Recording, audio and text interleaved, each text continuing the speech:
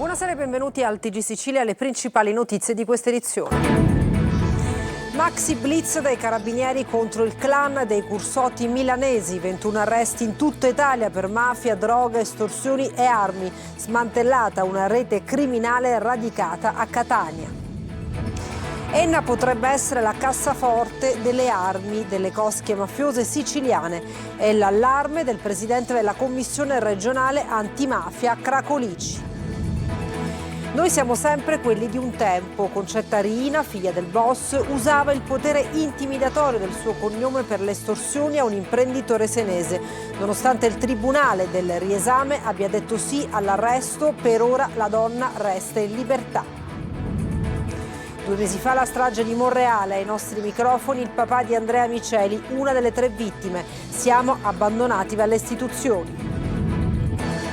Rischia di trasformarsi in un terremoto politico l'inchiesta per corruzione che coinvolge il presidente dell'ARS Gaetano Galvagno. Dall'opposizione la richiesta di riferire in aula per evitare narrazioni distorte. Primo sopralluogo sul Baiesign eseguito dalla Procura e parti civili. Forse verranno chiariti alcuni dei tanti misteri emersi dopo il naufragio di 10 mesi fa nelle acque di Porticello nel Palermitano. E poi il calciomercato, le cessioni nell'agenda degli uomini mercato del Catania. Castellini destinato al Mantova, a Siracusa confermato il tecnico Turati. Il direttore sportivo dovrebbe essere Antonello Laneri.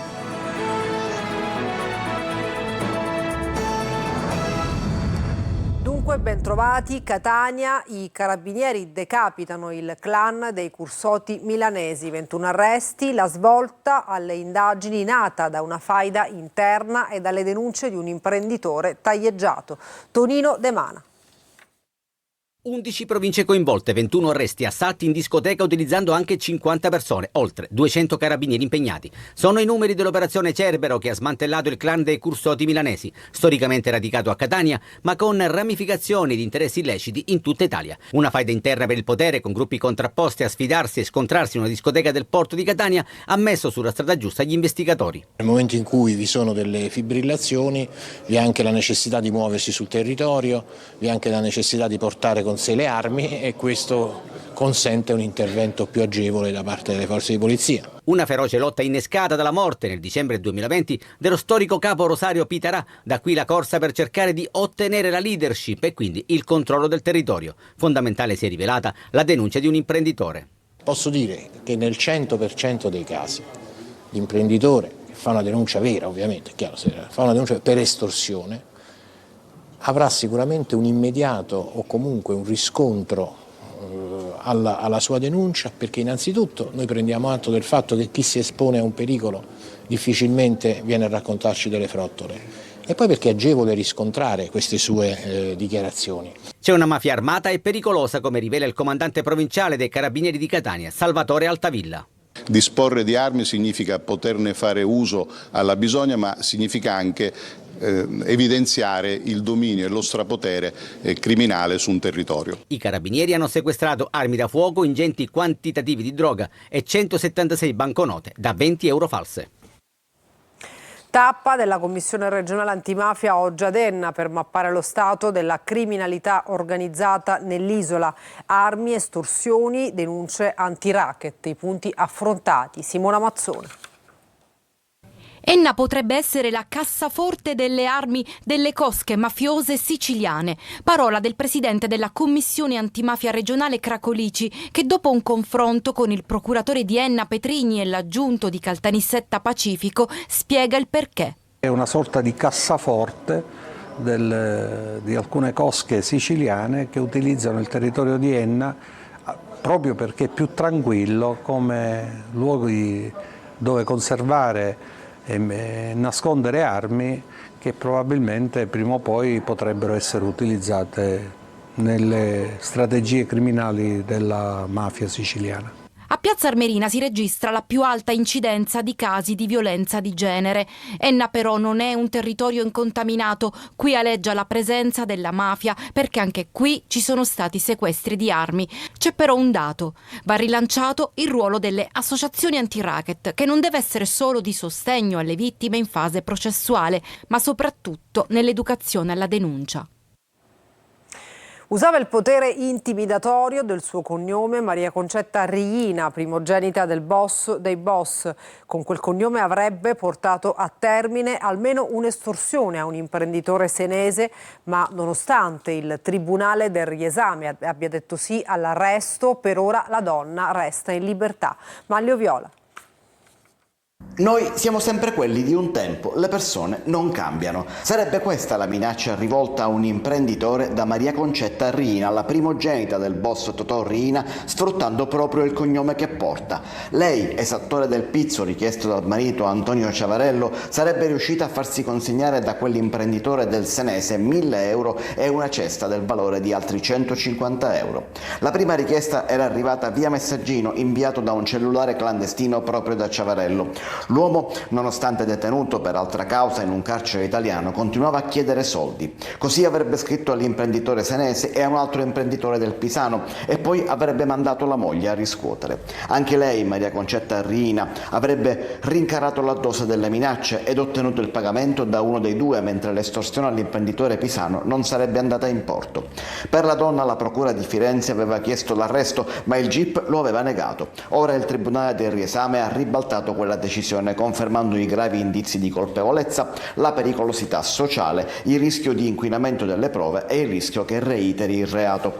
Ma nonostante sia l'arresto, per il momento Maria Concetta Riina non andrà in carcere. Il provvedimento non è esecutivo e bisognerà attendere la decisione della Cassazione. Resta in carcere invece il marito per effetto di 2 diverse sentenze emesse in precedenza dal Tribunale di Brindisi. A Catania nasce lo sportello dei beni confiscati. L'immobile è stato sottratto ad un prestanome del clan Santa Paola e restituito al suo splendore grazie ai fondi del PNRR. Tonino De Mana. Un immobile sottratto al clan Santa Paola, quindi alla mafia, è restituito alla collettività. Nasce a Catania lo sportello dei beni confiscati, istituito dal Comune e portato avanti grazie ai fondi del Piano Nazionale di Ripresa e Resilienza. La nuova struttura, che si trova in via Monte Sant'Agata 6, è costituita da 2 unità abitative completamente riqualificate. Abbiamo deciso, grazie alla intuizione della direzione dell'assessore Lombardo, di trasformarli in uno sportello informativo per le associazioni che hanno intenzione di ottenere degli immobili confiscati alla mafia, perché sono tanti questi cespiti immobiliari. Si tratta di un presidio di legalità e trasparenza innovativo per il contesto cittadino e di grande rilievo strategico nel percorso di rigenerazione urbana e contrasto alla cultura mafiosa. Inauguriamo lo sportello dei beni confiscati alla mafia, che darà la possibilità al nostro concittadino e agli enti del terzo settore che si vogliono approcciare a questo mondo, quindi a quello dei beni confiscati alla mafia, di avere un punto di riferimento, quindi un luogo fisico dove richiedere planimetrie, modulistiche e le informazioni che occorrono, e lo apriamo proprio all'interno di un immobile confiscato alla mafia. In bella evidenza le immagini di Falcone e Borsellino ed un quadro con sfondo bianco che ricorda centinaia di vittime della mafia. L'autorità giudiziaria di Vienna ha deciso che non verrà effettuata l'autopsia sul corpo di Aurora Maniscalco, la giovane hostess 24enne, precipitata dal balcone dell'alloggio con cui aveva vissuto col fidanzato a Vienna sabato sera. La polizia austriaca ritiene che la ragazza si sia suicidata, perciò nonostante l'esposto i dubbi dei genitori e dei familiari convinti che la 24enne sia stata invece uccisa, non disporranno l'esame autoptico. La famiglia nominerà però un legale austriaco per impugnare la decisione dopo averne letto le motivazioni. Adescava minorenni su una chat, arrestato un 44enne nel Viterbese. L'indagine avviata dalla Polizia Postale di Catania. Tra le vittime 2 bambine di 9 e 10 anni residenti nel capoluogo etneo. Orazio Longo. Una decina e forse di più i minorenni adescati. Un 44enne della provincia di Viterbo, nel Lazio, è stato arrestato a seguito delle indagini svolte dal Centro Operativo per la Sicurezza Cibernetica della Polizia Postale di Catania per i reati di adescamento di minori e produzione e detenzione di pornografia minorile. Le indagini erano state avviate dopo le denunce presentate da 2 coppie di genitori residenti nel capoluogo etneo, le cui figlie di 9 e 10 anni erano state contattate su una chat da uno sconosciuto che era riuscito a coinvolgerle in argomenti di natura sessuale, inviando loro foto e video espliciti e istigandole a compiere videochiamate. Effettuata una perquisizione personale e informatica nei confronti dell'indagato, si è potuta accertare non solo la sussistenza dei gravi indizi per i delitti commessi sulle 2 minori, ma sarebbe emerso un grave quadro indiziario relativo al fatto che l'indagato aveva intrattenuto conversazioni in chat con almeno una decina di altri utenti, detenendo materiale pedopornografico da lui stesso prodotto mediante l'induzione delle minori a compiere atti sessuali online. Inoltre, in un altro servizio di chat poco conosciuto, dialogando con un altro utente, ammetteva la sua attrazione sessuale verso i minori tra i 9 e i 15 anni e alla domanda dell'interlocutore se avesse provato rispondeva di sì. A sostegno del loro esposto, i genitori delle 2 vittime hanno consegnato alla polizia postale gli smartphone delle bambine. Sono in corso approfondimenti investigativi per accertare eventuali altri minori vittime di adescamento. A 2 mesi dalla strage di Monreale, ai nostri microfoni parla il papà di una delle 3 vittime, il papà di Andrea Miceli. Chiede giustizia, ma al contempo dice abbandonati dalle istituzioni. Marco Gullà.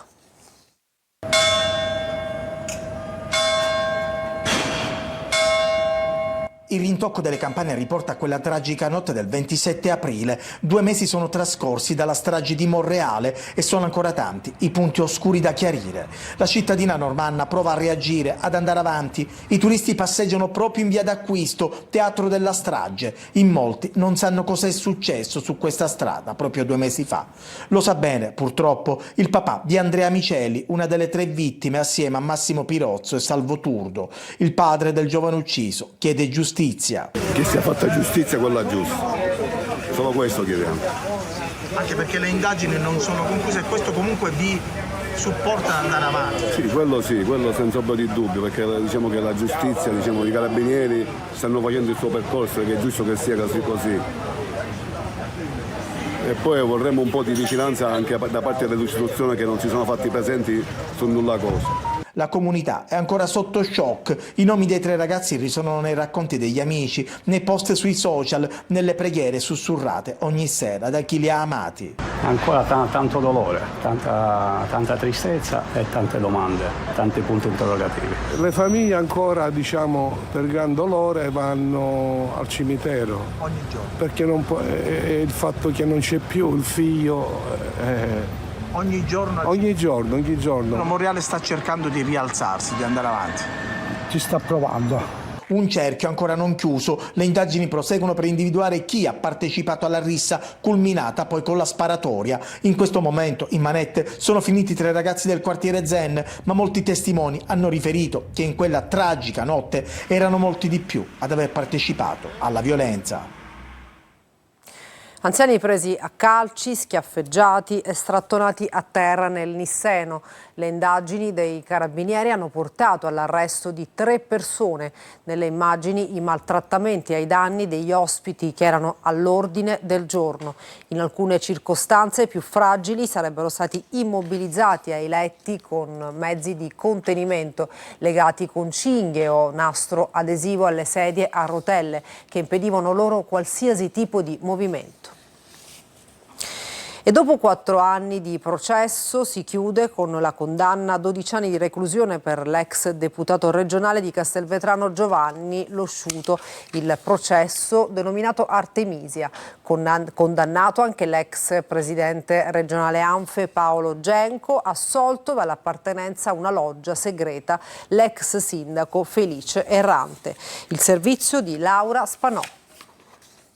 Dopo 5 ore di Camera di Consiglio, il Tribunale di Trapani, presidente e giudice Franco Messina, ha letto la sentenza del processo denominato Artemisia, scaturito dall'omonima operazione dei Carabinieri del Comando Provinciale. Condannati l'ex deputato regionale Giovanni Losciuto a 12 anni, a 8 anni Paolo Genco, ex presidente ANFE, Giuseppe Angeleri a 6 anni, Isidoro Calcara a 4 anni, 6 anni ciascuno per Salvatore Passannante, Salvatore Virgilio e Vincenzo Giammarinaro, 7 anni per Salvatore Giacobbe e a 7 anni l'ex dirigente INPS, il medico Rosario Orlando. Pronuncia completamente assolutoria per Maria Luisa Mortillaro, Tommaso Gerace e per coloro i quali erano stati ritenuti appartenenti ad una loggia segreta dichiarata però inesistente dai giudici assieme allo Sciuto e al poliziotto Passannante, cioè sono usciti indenni dal processo con la formula del fatto che non sussiste l'ex sindaco di Castelvetrano Felice Errante Junior e ancora Gaspare Magro, Vincenzo Chiofalo, Giuseppe Berlino, Luciano Perricone. Dunque nessuna loggia massonica segreta, ma una sfilza di episodi di corruzione. Rischia di diventare un terremoto politico l'inchiesta per corruzione che coinvolge il presidente dell'ARS Gaetano Galvagno. Anche il presidente della Commissione regionale antimafia chiede a Galvagno di riferire in aula per evitare narrazioni distorte e appuntate. Il servizio di Maglio Viola. Da una parte il sindaco Roberto Lagalla che con una lettera al sindacato Libersind di fatto invita Marcella Cannariato a dimettersi dal ruolo ricoperto nel consiglio di indirizzo del Teatro Massimo di Palermo. Dall'altro lato il deputato regionale Ismaele Lavardera che chiede al presidente dell'ARS Gaetano Galvagno di silurare la sua portavoce Sabrina De Capitani. Nel mezzo il presidente della commissione regionale antimafia Antonello Cracolici che invita il presidente dell'ARS proprio Galvagno a riferire in aula sull'inchiesta che lo riguarda. Si è ormai spostata sul fronte politico la vicenda della presunta corruzione sulla quale indaga la procura di Palermo e che riguarda proprio il presidente dell'ARS Gaetano Galvagno, la sua portavoce e 2 imprenditori, uno dei quali è proprio Marcella Cannariato. L'invito a riferire all'ARS da parte di Cracolici è articolato, ma di fatto non è un attacco personale né politico. A proposito dell'indagine, infatti il presidente della commissione antimafia chiede a Galvagno di riferire anche a tutela della sua figura per evitare che la narrazione appuntata di fatti che il Parlamento non conosce possa determinare una delegittimazione del sistema democratico siciliano. L'attacco vero è quello di Ismaele Lavardera. C'è una questione morale che non può passare in secondo piano, dice il deputato di Controcorrente. Riteniamo che Galvagno debba rimuovere la sua portavoce, oltre a riferire in aula. Silenzi invece dalla Cannariato, che già aveva smentito di avere conferito incarichi alla De Capitani, ma che sta riflettendo sull'invito a dimettersi dal Teatro Massimo rivoltole con garbo istituzionale del primo cittadino, che è anche presidente della fondazione del teatro. Primo sopralluogo oggi sul Baiesin eseguito da procura e parti civili. Forse verranno chiariti alcuni dei tanti misteri emersi dopo il naufragio di 10 mesi fa nelle acque di Porticello nel Palermitano. Simona Mazzone. È completamente sporco di fango. Tutto il materiale costoso utilizzato per realizzarlo è andato distrutto. A ricoprire il Baisian è anche e soprattutto un alone di mistero su cui forse il primo sopralluogo eseguito dai consulenti delle parti civili e dalla procura potrà fare chiarezza. Il veliero colato a picco la notte del 19 agosto dello scorso anno nelle acque di Porticello nel Palermitano è riemerso dal mare dopo 10 mesi, con non poche difficoltà e con un'altra inaspettata morte durante le operazioni di recupero, quella del sub-olandese 39enne, avvenuta il 15 maggio scorso. Mentre la notte della tragedia all'interno del veliero trovarono la morte il proprietario e magnate Mike Lynch e sua figlia Anna, insieme ad altre 5 persone. I tecnici della procura e i consulenti delle parti civili sono entrati nell'imbarcazione recuperata al termine di una complessa operazione costata 25 milioni. Uno degli esperti incaricati non è riuscito ad arrivare perché coinvolto in un incidente stradale tra Bagheria e Casteldaccia e portato all'ospedale civico di Palermo non in gravi condizioni. Lo scafo del veliero a primo impatto non presenta falle. L'imbarcazione ora si trova a Termini Imerese, dovrà essere bonificata e poi verranno eseguiti i rilievi. Da molte ore i vigili del fuoco e gli uomini del Corpo Forestale sono impegnati nello spegnimento di un vasto incendio a Caltanissetta, tra la vallata del Signore della Città e via Stazzone. A fuoco sterpaglie e macchie mediterranee, oltre ai mezzi di terra è in azione un elicottero ed è stato richiesto anche l'intervento di un Canadair. A rendere difficili le operazioni di spegnimento il vento di scirocco e le alte temperature di oggi in città, dove si è raggiunta una massima di 36 gradi. A Brucoli 3 giorni di festival per un viaggio tra soul, jazz e pop sofisticato, con alcune delle icone delle scene anni 80. Dopo Mario Biondi è il momento di Matt Bianco. Eva Spampinato.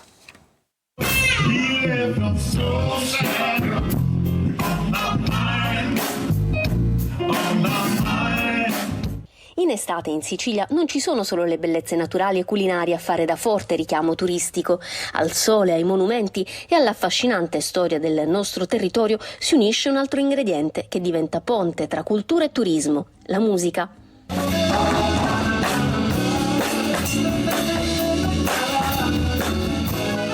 Voglio augurarmi soprattutto che possa essere un momento da ricordare per un turista, quindi viene, vede un posto meraviglioso, si gode i nostri panorami, il nostro mare, la nostra gente che è così tanto accogliente, e vive anche un momento, una serata musicale che magari non ha occasione di vivere in altri posti. E quando le sonorità internazionali e le atmosfere sono quelle degli anni '80, il gioco è fatto, anzi il festival. Gli anni '80 sicuramente fanno parte della mia vita, della mia storia di vita, tant'è che ci sono artisti come Matt Bianco che non vedo l'ora di incontrare, perché insomma erano di quegli artisti che seguivo tantissimo. Credo che comunque ogni anno, ogni stagione, ogni periodo abbia avuto i suoi momenti belli da ricordare. Sotto la direzione artistica del noto DJ Nick the Nightfly, a Brucoli, Siracusa, il Mosaic Festival propone un'esperienza immersiva che unisce concerti d'autore a percorsi di scoperta del territorio, attirando per 3 giorni un pubblico internazionale. La memoria musicale di un'epoca è il fascino eterno della Sicilia, connubio perfetto che punta a rilanciare il turismo attraverso l'arte.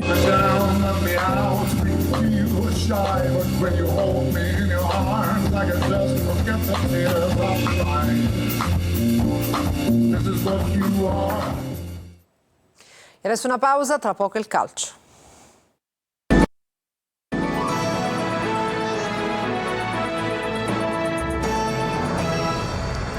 Bentornati al TG Sicilia, adesso il calcio, si scaldano i motori del calciomercato, il Catania deve pensare a cedere prima, Castellini va verso Mantova, a Siracusa ha confermato il tecnico Turati, il direttore sportivo dovrebbe essere Antonello, Laneri, Trapani pronto a piazzare 3-4 colpi importanti, il servizio di Francesco Triolo. Primo passo, le cessioni. Il calciomercato del Catania parte da questa priorità, anche scontata, considerato il numero di giocatori sotto contratto con il club rossa-azzurro. Ma per iniziare ad operare occorre che entrino ufficialmente in carica i nuovi dirigenti. Insomma, dal 1 luglio si può ingranare la marcia. Nel frattempo si scaldano i motori, una ventina gli esuberi, soprattutto giocatori che già lo scorso anno non erano in gruppo. A Chiarella, Bocic, Silvestri potrebbe essere concessa una chance inizialmente difficile per Marsura, Costantino, Peralta, D'André, Popovic, così come per alcuni che lo scorso anno invece facevano parte della rosa, Gega, Gruberini, De Rose, Montalto ad esempio. Poi c'è da verificare la posizione di Cianci, ancora non risulterebbe il riscatto della Ternana alle prese con altri problemi in questi giorni e di Cicerelli. Si va invece verso la cessione di Castellini al Mantova in Serie B, il calciatore che ha vinto il torneo cadetto col Pisa è tornato alla base, per lui formula con obbligo di riscatto al verificarsi in determinate condizioni e così il Catania continua a valorizzare un elemento giovane di proprietà. Sarà rivoluzione tecnica anche a Siracusa, ma con una certezza: Marco Turati continuerà lui ad essere l'allenatore degli azzurri, forte di altri 2 anni di contratto, ma sui quali si sta già pensando di riportarli a 3. In uscita Maggio alla Scafatese, che cerca anche Baldan. A gestire le operazioni di mercato potrebbe essere Antonello Laneri in pole in questo momento per il ruolo di direttore sportivo. Tornando alla Ternana, difficile che possa rinnovare col centrocampista Kes De Boer Dior e il cui contratto scade il 30 giugno. Tra le pretendenti c'è il Pescara, ma sul gioiellino olandese si è fiondato il Trapani, che è ad un passo anche dal terzino sinistro Maxime Giron, dal centrocampista Mattia Vitale e dall'attaccante Franco Ferrari. Una breve pausa, tra poco per altri aggiornamenti.